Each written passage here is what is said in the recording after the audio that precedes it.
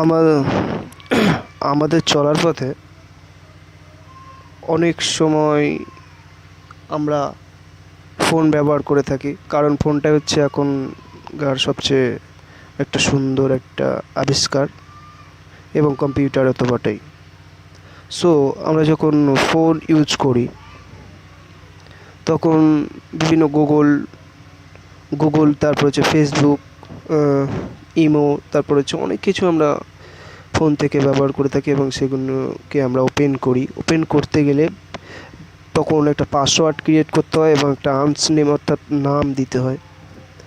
তো সেই সেই নাম বা পাসওয়ার্ড আমরা অনেক সময় ভুলে যাই। সেই পাসওয়ার্ড বা নেমটা আমরা খুঁজে পাই না। সো নেম মনে থাকলেও পাসওয়ার্ড মনে থাকে না। তো সেই পাসওয়ার্ডগুলো কীভাবে পাবো? তো আমার যেসব ভাই আছে বা বোনেরা আছে তারা অলরেডি জানে যে তারা যে পাসওয়ার্ডটা ক্রিয়েট করেছিল সেই পাসওয়ার্ডটা কী, কিন্তু ভুলে যায়। এবং সেই পাসওয়ার্ডের সঙ্গে সেভ বলে একটা অপশান থাকে, সেই সেভে অনেকেই ক্লিক করেছে। হ্যাঁ, তো সেই পাসওয়ার্ডগুলো কোথায় থাকে সেইগুলো আমি আজকে দেখাবো। সো ভিডিওটা শেষ পর্যন্ত দেখতে থাকুন, না কেটে না টেনে, এবং সর্বদা আমার পাশে থাকুন। সো দেখাচ্ছি। প্রথমে যেতে হবে যে কোনো জায়গা থেকে সেই পাসওয়ার্ডের জায়গায় আসতে পারা যায়। তো সেই পাসওয়ার্ডের জায়গায় আসতে গেলে প্রথমে যে কোনো জায়গা থেকে যাওয়া যায়। তো আমি মেসেজ বক্সে গিয়ে আমি দেখছি,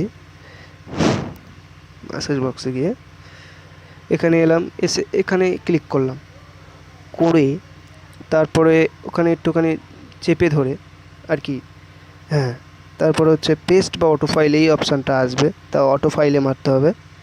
তারপরে বলবে পিক আপ সেভ এ পাসওয়ার্ড, ওখানেই ক্লিক করতে হবে। মারার পরে বিভিন্ন চলে আসবে, সব কিছুই চলে এসছে। এবার আমার কি পাসওয়ার্ড আছে সেটা জানার জন্য আমি একটা ইউজ করছি, ইউজ রেসেন্টার ওপোকম, এটাকে আমি করছি। এর পাসওয়ার্ডও আমি দেখিয়ে দিচ্ছি। এবার 90 আমার যেটা পাসওয়ার্ড আছে ফোন পাসওয়ার্ড সেটাই মারলেই হয়ে যাবে। 23 এখানে দেখাচ্ছে আমার ইমেল আছে এবং তারপরে আছে পাসওয়ার্ডে ক্লিক করতে হবে। ক্লিক করলে এই পাসওয়ার্ড দেখিয়ে দিল। ওকে, সো এইটুকু ভিডিও যদি ভালো লাগে লাইক করো, শেয়ার করো এবং সাবস্ক্রাইব করতে ভুলো না, কারণ একটা ভিডিও তৈরি করতে অনেকটা সময় লাগে।